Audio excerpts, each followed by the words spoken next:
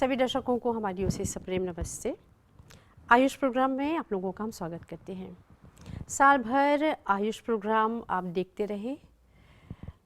कई बीमारियों पर चर्चा की गई। हमारे जो वैद्य हैं, आयुर्वेद डॉक्टर हैं, उन लोगों की सलाह आप सुनते रहे और कई बीमारियों पर चर्चा की गई, जैसे हाई ब्लड प्रेशर है, डायबिटीज़ है, अपने जो दोष है कैसे उसको सम रखना है, उसको बैलेंस में रखना है, और ऐसे कई बीमारियों पर चर्चा की गई। लेकिन अभी जो है चर्चा का विषय है कोविड-19। इस पर भी प्रोग्राम कर चुके हैं, लेकिन आज इसी पर भी हम बात करेंगे। और खुशी की बात है कि आज हमारे साथ इस प्रोग्राम में आए हुए हैं इंडिया से डॉक्टर ईश शर्मा जी। डॉक्टर जी ये प्रोफेसर भी हैं और ये गवर्नमेंट की ओर से यहाँ पर मॉरिशस में आए हुए हैं।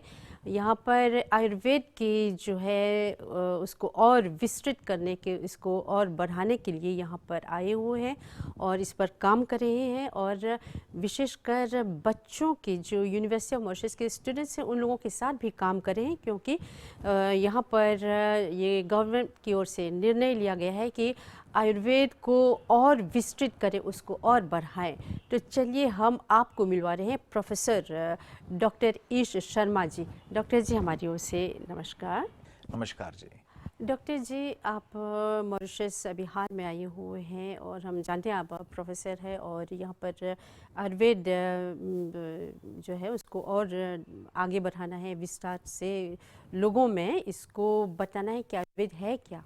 इस पर काम करने के लिए यहाँ पर आए हुए हैं, लेकिन थोड़ा सा अपने बारे में हमारे दर्शकों को बताएं। मेरा नाम प्रोफेसर ईश शर्मा है। मैं आयुर्वेद में पोस्ट ग्रेजुएट एंड पीएचडी हूँ। इंडिया में मैं आयुर्वेदा कॉलेजेस में प्रोफेसर था एंड हम लोग पेशेंट्स देखते हैं आयुष पद्धति से।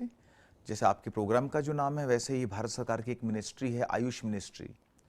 तो आयुष मिनिस्ट्री का ये उद्देश्य है कि जो आयुर्वेद की जो गुडनेस है, आयुर्वेद का जो इतना लाभ है वो भारत से बाहर भी फैलना चाहिए। तो उसी उद्देश्य की पूर्ति हेतु मुझे यहाँ भेजा गया है आयुर्वेद का प्रचार प्रसार करने के लिए, आयुर्वेद को और स्थापित करने के लिए। तो यहाँ पर हमारा उद्देश्य रहेगा कि यहाँ की जनता में, यहाँ के पब्लिक में, यहाँ के मेडिकल एंड हेल्थ फैकल्टी में, यहाँ के स्टूडेंट्स में, जहाँ पर जितना ज़्यादा हो सके हम आयुर्वेद को और अधिक स्थापित करें, और ताकि एक हेल्दी जनरेशन जो है मॉरिशस के आने वाले लोग अनुभव करें। हमारा तो प्रोग्राम ही का शीर्षक है आयुष, लेकिन भारत में इसका एक गवर्नमेंट है आयुष गवर्नमेंट। इसका मतलब क्या होता है? 2004 तक हेल्थ मिनिस्ट्री में ही आयुर्वेद एंड ऑल्टरनेटिव मेडिसिन आते थे। तो 2004 में इनको सेपरेट कर दिया गया और इसे इंडियन सिस्टम ऑफ मेडिसिन बोला गया। फिर 2014 में इसको नाम दिया गया आयुष। तो that stands for Ayurveda, Y for yoga, Unani, Siddha and homeopathy, AYUSH। तो 2003 में पहले ये सेपरेट हुआ as Indian system of medicine. बाद में ये इंडिपेंडेंट मिनिस्ट्री हो गया 2014 में। तो इंडिपेंडेंट मिनिस्ट्री होने की वजह से भी इसका जो कार्यक्षेत्र है बहुत बढ़ गया है और बहुत इंडिपेंडेंट ऑटोनोमस हो गया है और बहुत ही अच्छे से आयुर्वेद का प्रमोशन वर्ल्ड ओवर अभी किया जा रहा है। जिस तरह भी आप मॉरिशस में हैं, यहाँ पर आयुर्वेद के प्रचार प्रसार में आप लगे हुए हैं, तो इसके अलावा अन्य देशों में भी आप गए हुए हैं इस तरह कार्य करने के लिए? हाँ जी, मैं as an individual personal level पर मैं यूरोप के बहुत सारे देशों में आयुर्वेद का प्रचार प्रसार पिछले 16 वर्षों से कर रहा हूँ।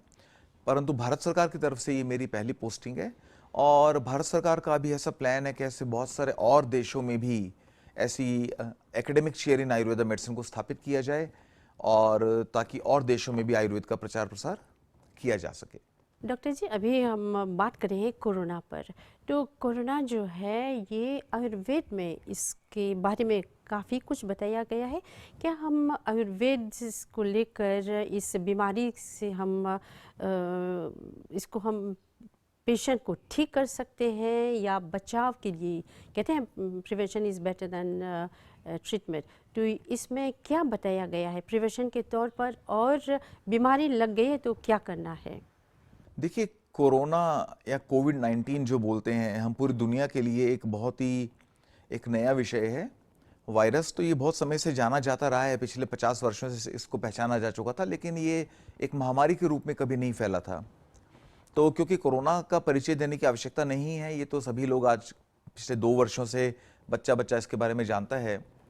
आयुर्वेद में इस प्रकार से संक्रमणशील कॉन्टेजियस बीमारियों का बहुत ही विस्तार से वर्णन है और बताया गया कि अगर आप साथ में किसी इन्फेक्शियस पर्सन के साथ में उठते बैठते खाते पीते सोते हैं, उसके वस्त्रों का वगैरह अगर आप कॉमन यूज़ करते हैं, तो ये इन्फेक्शन पर्सन टू पर्सन फैलता है। और बहुत इंटरेस्टिंगली आयुर्वेद ने 10,000 वर्ष पहले इन फैलने वाले इन्फेक्शंस में सांस के इन्फेक्शन, जुकाम और ट्यूबरकुलोसिस और फीवर, तो फीवर, जुकाम, सांस का रोग जो है वो कोविड-19 में बहुत ही कॉमनली मिलता है।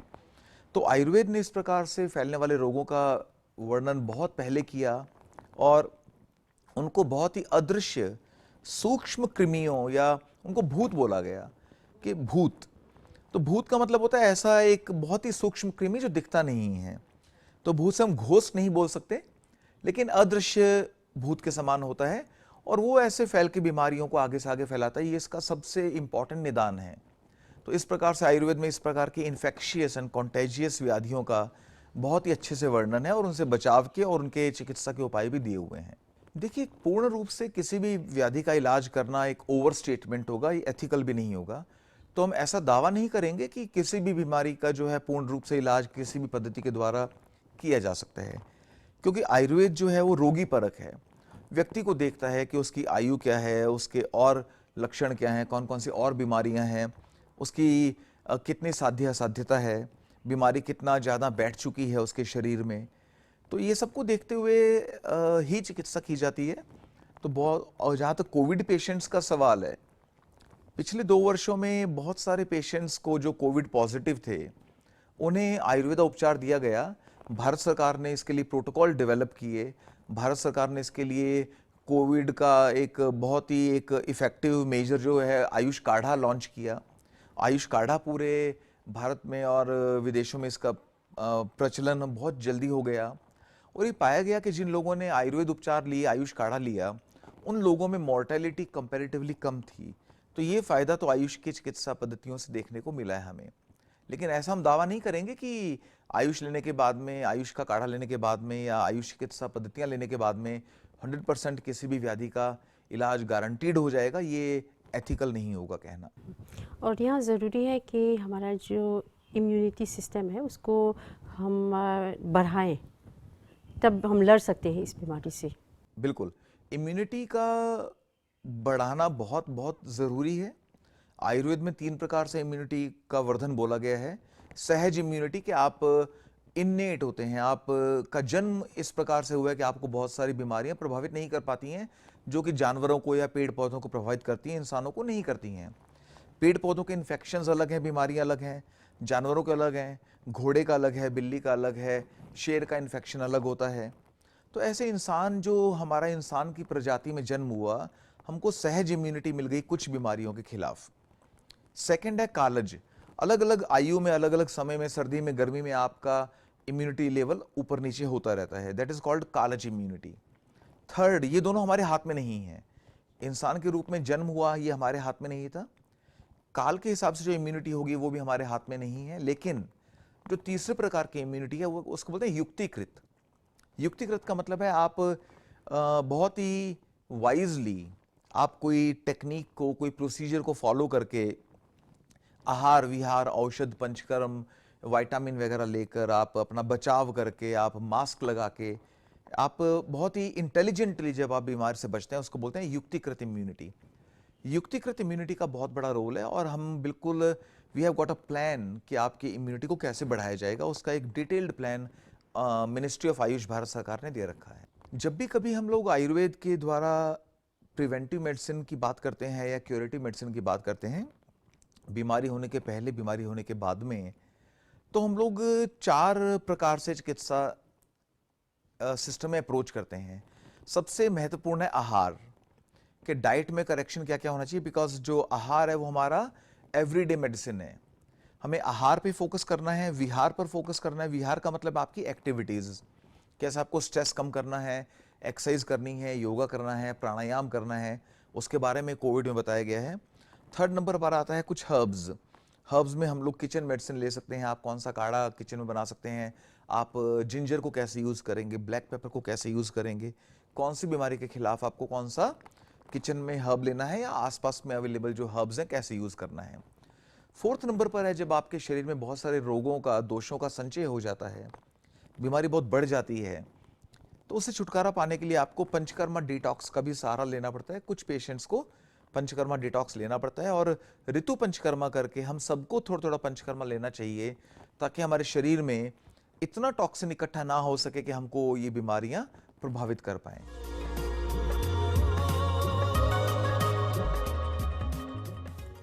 डॉक्टर जी, हमारे जो घर में है, किचन में है, बहुत से ऐसे हर्ब्स हैं जिनको हम दवाई के रूप में प्रयोग कर सकते हैं। तो क्या भारत सरकार ने ऐसे कुछ हर्ब्स के बारे में बताया है जिसको हम दवाई के रूप में या काढ़ा बनाकर इसको हम प्रयोग कर सकते हैं, स्वास्थ्य को हम ठीक रख सकते हैं? ये तो रोज के हमारे किचन हर्ब्स हैं। तभी आयुर्वेद में क्या बोला गया कि जो इंडियन ओरिजिन के लोग हैं, जो हिंदी भाषी लोग हैं, मॉरिशस में भी वो सब जानते हैं, जो हमारी दादी नानी के नुस्खे चले आ रहे हैं। देखिए हमारे किचन में हल्दी, अजवाइन, नमक, काली मिर्च, जिंजर, तुलसी हमारी किचन में क्यों आए? हमारे किचन में और मसाले क्यों नहीं आए? ये हमारे किचन में मात्र टेस्ट के लिए नहीं आए, ये खाने का स्वाद बढ़ाने के लिए ही नहीं आए। खाने का स्वाद तो बढ़ाते हैं, ये हमको बहुत अच्छा हेल्थ भी देते हैं। अजवाइन हर तरह के पेट के दर्द में और ज्वर में, हर तरह के फीवर में। तुलसी और हल्दी हर प्रकार के रेस्पिरेटरी प्रॉब्लम में, चोट लगने में हल्दी का रोल है। जो हमारा नमक है वो हमारे भोजन में रुचि बढ़ाने में और हमारे टॉक्सिन्स को जलाने में नमक का बहुत बड़ा रोल है। देखिए नमक बहुत ही सेंसिटिव चीज़ है, बहुत ही मार्जिनल चीज़ है। मार्जिनल का मतलब है कि ये नुकसान भी कर सकता है, फायदा भी कर सकता है। नमक को आपको हमेशा मॉडरेशन में लेना है, कम लेना है। नमक ज़्यादा मात्रा में लेते ही ना केवल हृदय के रोग, हार्ट अटैक, ब्लड प्रेशर वगैरह करता है, ये मोटापा बढ़ाता है। नमक जो है हमारे 6 प्रकार के टेस्ट बोले गए हैं आयुर्वेद में। मीठा, नमकीन, कड़वा, तीखा, फीका करके 6 टेस्ट बोले गए हैं। उनमें नमक सबसे गर्म है, तो ये बहुत सारी बीमारियों में फ़ायदा भी करता है, लेकिन ज़्यादा लेने पर आयुर्वेद में बोला है कि क्षार, लवण, पिपली इनको अधिक मात्रा में नहीं लेना। लवण अगर अधिक मात्रा में लेंगे तो बहुत नुकसान भी करेगा। अभी बात आती है white salt and pink salt की। जो भी हमारा पिंक सॉल्ट है या ब्लैक सॉल्ट है, सेंधा नमक है, हिमालयन नमक है या और प्रकार के जो ऑल्टरनेटिव नमक हैं, उन सब में क्या रहता है कि सोडियम क्लोराइड तो सब में रहेगा। मैक्सिमम अमाउंट में तो सोडियम क्लोराइड रहेगा, चाहे आप पिंक नमक लें, चाहे आप ब्लैक सॉल्ट लें। सोडियम क्लोराइड तो जो है वो मैक्सिमम सब में रहेगा, लेकिन 2-3% मिनरल जो है वो इनमें pink salt and black salt में आ जाते हैं। तो 2-3% मिनरल जो है वो हमारे ट्रेस एलिमेंट्स हैं। ट्रेस एलिमेंट का मतलब है कि बॉडी में 13 प्रकार के ट्रेस एलिमेंट चाहिए होते हैं, बहुत कम मात्रा में कुछ हमको एलिमेंट, कुछ मिनरल चाहिए होते हैं। उनमें से कुछ मिनरल हमको जो है वो ब्लैक सॉल्ट और पिंक सॉल्ट में, हिमालयन सॉल्ट में प्राप्त हो जाते हैं। लेकिन फिर भी आपको कोई भी नमक हो वो कम मात्रा में ही सेवन करना है। अधिक मात्रा में नमक सेवन करने से बहुत सारी बीमारियां आ सकती हैं, जैसे ब्लड प्रेशर। डॉक्टर जी, हमारा जो खान पान है, हमारा जो लाइफस्टाइल है, ये हमको बहुत प्रभावित करता है। और हमारे जो लाइफस्टाइल है और खान पान, इसको हम कैसे ठीक रखें ताकि ये बीमारी हमको ना आए? देखिए आयुर्वेद मानता है कि रोग के पैदा होने में या ना होने में सबसे महत्वपूर्ण रोल रहता है डाइट और लाइफस्टाइल का। आप क्या खाते पीते हैं, कैसे खाते पीते हैं और आपका लाइफस्टाइल क्या है। खाने पीने में अगर कोरोना की बात करेंगे तो आपको सबसे पहले ध्यान रखना है कि आपको ओवर ईटिंग नहीं करनी है। आपको जितना भूख है उससे थोड़ा कम खाना खाना है। आयुर्वेद ने बहुत ही स्पष्ट बोला है कि आपको भरपेट खाना नहीं खाना। आपको सॉलिड्स के द्वारा 50% पेट भरना है। अगर आपको जो भी आपकी भूख है उसका आधा आप सॉलिड खाने से पेट भरिए, 25% आप लिक्विड के साथ अपना पेट भरिए। लिक्विड का मतलब है पानी हो गया, जूस हो गया या कोई काढ़ा है, सूप है, उनके द्वारा आप अपना पेट भरिए और बाकी 25% आप पेट को खाली रखिए। Solid, liquid, gas 50%, 25%, 25%। 25% अगर आप खाना कम खाएंगे अपनी भूख से तो आपके खाने का मूवमेंट अच्छा होगा, आपके सिस्टम पर, आपके पेट पर, लिवर पर, पेनक्रियाज पर, इंटेस्टाइन पर, आपके हार्ट पर लोड नहीं पड़ेगा और आप खाना अच्छे से हजम कर पाएंगे। लाइफस्टाइल के करेक्शंस की अगर हम बात करेंगे तो सबसे इंपॉर्टेंट है आपको स्ट्रेस नहीं लेना है। फिजिकल एक्सरसाइजेज, स्पेशली लंग की एक्सरसाइज, लंग की एक्सरसाइजेज में जो है जो आयुष मिनिस्ट्री है उसने प्राणायाम और कपालभाति का बहुत अच्छा एक प्रोटोकॉल दिया है। आपको रिपीटेडली कपालभाति वगैरह प्राणायाम, अनुलोम विलोम करने हैं जिससे कि आपकी लंग हेल्थ बनी रहे। आपको फिजिकल व्यायाम, एक्सरसाइज करनी है। तो डाइट और लाइफस्टाइल के बाद में तीसरे नंबर पर जो इंपॉर्टेंट चीज़ है दैट इज़ हर्ब्स। कौन कौन से आयुर्वेदा हर्ब्स हैं जो कि ministry of Ayush, government of India recommend करता है। इसमें जो बहुत अच्छा सक्सेस रेट हमको मिला आयुर्वेदा डॉक्टर्स को, और जो कि वेस्टर्न डॉक्टर्स ने भी, बहुत सारा मॉडर्न डॉक्टर्स ने भी इसको यूज़ किया और लोगों को बहुत फ़ायदा दिया, दैट वाज आयुष काढ़ा। आयुष काढ़ा में 4 चीज़ आती हैं। हम इसमें ब्लैक पेपर लेते हैं, सौंठ लेते हैं और तुलसी लेते हैं और दालचीनी लेते हैं। तो मैं रिपीट करूंगा, दालचीनी, सौंठ जिसको ड्राई जिंजर बोलते हैं, ब्लैक पेपर और तुलसी, इन चारों को लेकर आप काढ़ा बना लीजिए और उसको बार बार आप इसको टी कह लीजिए, आप इसको आयुष टी कह लें, काढ़ा कह लें। काढ़ा बनाने का सिद्धांत क्या है आयुर्वेद में कि आपको ये द्रव्य लेने हैं, उनको अगर आप 1 चम्मच भर के इनका पाउडर लेते हैं इन द्रव्यों का, उसको 1 गिलास पानी में आप बॉईल कीजिए और 25% पानी बचा लीजिए, 75% पानी उड़ा दीजिए। इतना पानी बॉईल करने से, हार्ड बॉईल करने पर आपको जो सारा एक्सट्रैक्ट है चारों हर्ब्स का वो आपके डिकॉक्शन में आ जाएगा, उसको बोलते हैं काढ़ा। उसे छान के और वार्म पी लीजिए, ठंडा नहीं करना, फ्रिज में नहीं रखना, उसको टी की तरह आप वार्म या हॉट पी लीजिए। ये आपकी लंग इम्यूनिटी को बढ़ाने के लिए काली मिर्च, तुलसी, ड्राई जिंजर और दालचीनी, इनका बहुत बहुत बहुत बड़ा क्लिनिकली प्रूवन, रिसर्च बेस्ड इनका रोल है। इसको मॉडर्न डॉक्टर भी मानते हैं। अगर आपके पास में सौंठ नहीं है तो आप फ्रेश जिंजर भी ले सकते हैं। आयुर्वेद मानता है कि जो ड्राई जिंजर है वो एक बहुत स्ट्रॉन्ग मेडिसिन है, बहुत अच्छी मेडिसिन है फ्रेश जिंजर के मुकाबले। फ्रेश जिंजर भोजन है और सौंठ दवाई है। फर्क क्या है दोनों में से? क्या है? पानी उड़ गया। लेकिन अगर आपके पास में सौंठ अवेलेबल नहीं है तो आप ड्राई जिंजर भी यूज कर सकते हैं। उसकी मात्रा थोड़ी ज्यादा लेनी पड़ेगी फ्रेश जिंजर की। अगर ड्राई जिंजर है तो मात्रा थोड़ी कम लेनी पड़ेगी। ये प्रिकॉशन भी है और चिकित्सा भी है। आपको बिफोर एक्सपोजर, आफ्टर एक्सपोजर आपको आयुष काढ़ा तो लेना ही लेना है।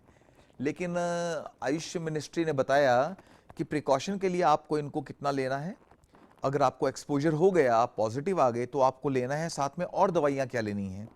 और दवाइयों में जैसे कि गुड़ूची और अश्वगंधा पर बहुत रिसर्च हुआ है। गुड़ूची, अश्वगंधा, हल्दी और मुलट्ठी, ये कुछ औषधियाँ हैं जिन पर बहुत बहुत रिसर्च हुआ है। और आपको एक्सपोजर के बाद में आपकी रेगुलर हेल्थ मिनिस्ट्री के प्रोटोकॉल को फॉलो करते हुए आपको ये वाली औषधियाँ, ये वाली हर्ब्स भी साथ में लेनी है। हम कभी भी ये नहीं बोलेंगे कि आपका जो कन्वेंशनल ट्रीटमेंट है उसको छोड़ दें, बंद कर दें, केवल ये ले लें, ऐसा नहीं करना।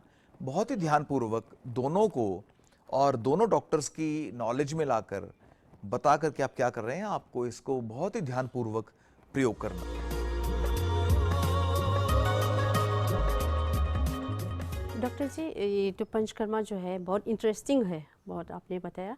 लेकिन कोरोना में क्या क्या हम कर सकते हैं, इसके बचाव या उपचार के लिए क्या कर सकते हैं? देखिए, पंचकर्म एक बहुत ही पावरफुल टेक्निक है आयुर्वेद का। आयुर्वेद को अगर हम लोग टोटल रिव्यू करें तो उसमें जो सबसे पावरफुल टूल है वो पंचकर्म है।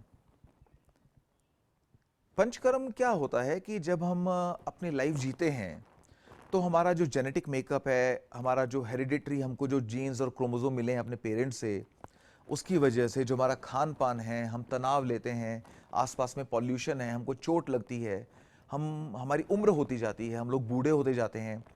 ये सब जो एनवायरमेंटल ऑनस्लॉट है, जो हम पर एक अटैक चलता रहता है, कभी कोई वायरस आ गया, बैक्टीरिया आ गया, उम्र हो गई, कभी हड्डी टूट गई, कभी कोई पेस्टिसाइड हमारे खाने में, केमिकल्स आ गए, हमने कॉस्मेटिक्स को बहुत यूज़ किया तो उसमें हमारे शरीर में केमिकल चले गए।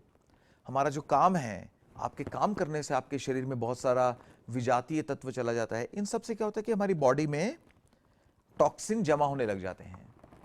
वो टॉक्सिन जमा होकर आपकी बॉडी में घूमते हैं ब्लड सर्कुलेशन के साथ में, और आपका जो वीक ऑर्गन है उसको टारगेट करके बीमारियां पैदा करते हैं। ये आयुर्वेद में रोग उत्पादन का सिद्धांत है कि शरीर में घूमते हुए दोष सबसे वीक ऑर्गन को टारगेट करते हैं। अब आपका वीक ऑर्गन कोई भी हो सकता है, मे बी अगर कोई सिगरेट पीता है तो उसके लंग्स उसका वीक ऑर्गन है, कोई शराब पीता है तो लीवर उसका वीक ऑर्गन हो गया, कोई केमिकल में काम करता है तो चमड़ी उसका वीक ऑर्गन हो गया, है ना, कोई कंप्यूटर पे बहुत काम करता है तो उसका जो कार्पल टनल सिंड्रोम, उसका रिस्ट वीक हो गया, उसकी आंखें कमजोर हो गई, कंप्यूटर विजन सिंड्रोम हो सकता है उसको। जब आपको देखिए, जब एक शेर शिकार करने निकलता है तो सबसे कमजोर जानवर को सबसे पहले पकड़ता है। ऐसे ही जब हमारे शरीर में बीमारियां करने के लिए दोष घूम रहे हैं, टॉक्सिन घूम रहे हैं, वो देखते हैं कौन सा ऑर्गन सबसे वीक है, उसको पकड़ लेते हैं। तो ऐसे घूम रहे जहर को, टॉक्सिन को समय समय पर निकालना बहुत जरूरी है। पूरी दुनिया में इसके लिए कोई टेक्निक अवेलेबल नहीं है, किसी चिकित्सा पद्धति में ऐसा कोई भी सिद्धांत प्रोटोकॉल नहीं है, आयुर्वेद में है। That is called panchakarma. Panchakarma के द्वारा आप बीमार पड़ने से पहले प्रिवेंटिव पंचकर्मा ले सकते हैं, ऋतु पंचकर्मा ले सकते हैं, उसका बहुत ही डिटेल्ड प्रोटोकॉल है। और बीमार पड़ने के बाद में भी आप सभी पंचकर्मा या कुछ कुछ टाइप के पंचकर्मा आप लेकर बीमारियों से छुटकारा पा सकते हैं। कोविड की बात करेंगे, पहले पंचकर्मा के अगर हम लोग 5 नाम लें, क्योंकि पंचकर्मा इतना डिटेल्ड है कि उसके बारे में हम एक अलग से एक शो कर सकते हैं। तो पंचकर्मा में वमन, विरेचन, 2 प्रकार की वस्तियां और नस्या, ये 5 प्रकार के प्रोसीजर्स आते हैं। पंच मतलब 5, कर्मा मतलब प्रोसीजर, एक्टिविटी। तो ये 5 प्रकार के बॉडी वर्क हैं। हम पेशेंट को वॉमिटिंग करवाते हैं, उनको डायरिया लगवाते हैं, उनको नाक में दवाई डालते हैं, ऐसे 5 एक्टिविटी करते हैं। और वो 5 एक्टिविटी कैसे होगा, उसके लिए बॉडी को तैयार कैसे करना है, आपको बीमारी कौन सी है, पंचकर्मा कौन से जड़ी बूटी के साथ दिया जाएगा, आपको त्रिफला के साथ देंगे कि हल्दी के साथ देंगे कि तुलसी के साथ देंगे, वो आपका आयुर्वेदिक डॉक्टर डिसाइड करता है। तो पंचकर्मा जो है एक बहुत ही एक्सपर्ट आयुर्वेदा डॉक्टर के सुपरविजन में लेना चाहिए। और मॉरिशस में हम लोगों ने एक पंचकर्मा ट्रेनिंग का प्रोग्राम ऑलरेडी, यहाँ का जो Ayurveda association of Ayurveda physicians है, अब मॉरिशस में एक एसोसिएशन ऑफ आयुर्वेदा फिजिशियंस है, उन डॉक्टर्स के साथ में मिलकर और मिनिस्ट्री ऑफ हेल्थ के साथ मिलकर यहाँ पर पंचकर्मा ट्रेनिंग का प्रोग्राम भी हम लोग बना रहे हैं मॉरिशस के लिए। अभी हम आते हैं कि कोविड में क्या पंचकर्मा किया जा सकता है। कोविड आपको हुआ या नहीं हुआ, आपको पंचकर्म के लिए सबसे पहला पंचकर्मा जो वमन है, वॉमिटिंग इंड्यूस करना है। अगर आपको कोविड हो चुका तो आप डॉक्टर की देखरेख में, अगर आपको नहीं हुआ तो आप स्वयं ही एक आयुर्वेदिक डॉक्टर के कंसल्टेशन में वमन प्रकार का वमन जो है पंचकर्मा ले सकते हैं और नस्य पंचकर्मा ले सकते हैं। नस्या तो बहुत ही ईजी है, डू इट योरसेल्फ है। आपको कुछ सरसों का तेल लेना है और नाक में आपको 4-4 ड्रॉप 6-6 ड्रॉप डालना है सुबह शाम। सुबह नहाने के बाद में रात को सोते हुए आप 6 ड्रॉप सरसों का तेल नाक में डाल लें, दैट इज कॉल्ड नस्या। वो आपका हेड एंड नेक, नाक, आंख, कान, head and neck, ENT and lungs, इस पूरे एरिया को आपको बल देता है। जब ये पूरा एरिया आपका बलशाली हो जाएगा, बलवान हो जाएगा, तो कोविड या कोई और इन्फेक्शन आपको जल्दी से प्रभावित नहीं कर पाएगा। तो इस प्रकार से योग में एक प्रोसीजर आता है कॉल्ड कुंजल। कुंजल में क्या करना है कि आपको सुबह सुबह उठ के बस पानी पीना है, थोड़ा वार्म पानी, थोड़ा सा गुनगुना पानी लीजिए, हल्का सा नमक मिलाइए और 1, 2, 3 लीटर पानी जितना आपकी कैपेसिटी है वो पी जाइए। पीने के साथ में वॉमिटिंग करके निकाल दीजिए। इसको बोलते हैं कुंजल। आप अपने योगा के एक्सपर्ट से और आयुर्वेदा एक्सपर्ट से पूछ भी सकते हैं कि कुंजल कैसे करना है। आप गूगल पर भी देख सकते हैं, यूट्यूब पर कुंजल कैसे किया जा सकता है, लेकिन पहली बार किसी की देखरेख में किया जाना जरूरी है। एक बार आप सीख जाएंगे तो खुद भी कर सकते हैं। कुंजल जो है, कुंजल और वमन, आयुर्वेद और योग के ये 2 प्रोसीजर, आयुर्वेद में वमन, योग में कुंजल, लगभग एक प्रकार के हैं। ये आपकी लंग्स की इम्यूनिटी को बहुत बहुत बढ़ा देते हैं। और आज का ये कोरोना और कल को आने वाले ऐसे और 50 प्रकार के इन्फेक्शन, इनसे आपको बचाने में बहुत बहुत ये लाभकर हो सकते हैं। तो ये पंचकर्मा मैं आपको 2 प्रकार के पंचकर्मा कहना चाहूंगा, वमन या कुंजल, सेकंड नस्या, नाक में डालने वाला ऑयल। चिकित्सक और वैद्य की देखरेख में ये पंचकर्मा की आप ट्रेनिंग लीजिए और ये पंचकर्मा आप करना शुरू कीजिए, आपकी इम्यूनिटी बढ़ेगी। डॉक्टर ईश शर्मा जी, बहुत धन्यवाद देते हैं कि आज आप हमारे दर्शकों को आयुष प्रोग्राम में आकर काफ़ी जानकारी दी। और जिस तरह आपने बताया, यहाँ पर आप गवर्नमेंट की ओर से, भारतीय गवर्नमेंट की ओर से यहाँ पर आए हुए हैं और यहाँ पर आप काम कर रहे हैं आयुर्वेद को और विस्तार करने के लिए। और इस पर काफ़ी आप काम करेंगे। 3 साल तक आप मॉरिशस में रहेंगे और काफ़ी आप कुछ करेंगे। तो यहाँ पर अभी जिस तरह आपने बताया, वो जो यूनिवर्सिटी ऑफ मॉरिशस के छात्रों को भी आप जो उनके सिलेबस में है जो मेडिसिन कर रहे हैं, तो ये आयुर्वेद भी है इसमें। और मैं आशा करती हूँ कि आप इन 3 वर्षों में बहुत कुछ करेंगे आयुर्वेद से संबंधित जो है, और ये घर घर तक पहुँचे, क्योंकि आयुर्वेद जो है ये जो प्रिवेंटिव मेडिसिन है और इसमें ना कोई साइड इफ़ेक्ट है। और आजकल मॉरिशस में तो क्या, विदेश में, विश्व में भी इस पर बहुत प्रचार प्रसार हो रहा है। तो यही मैं आशा करती हूँ कि इसका और प्रचार प्रसार हो और घर घर में लोग इसके महत्व को समझें। तो आपको बहुत धन्यवाद देते हैं, और इस तरह हमारे जो प्रोग्राम में आप फिर आएंगे और अन्य बीमारियों पर हम बात कर सकते हैं। तो आज के लिए बहुत बहुत धन्यवाद डॉक्टर जी, हमारी ओर से नमस्ते डॉक्टर जी।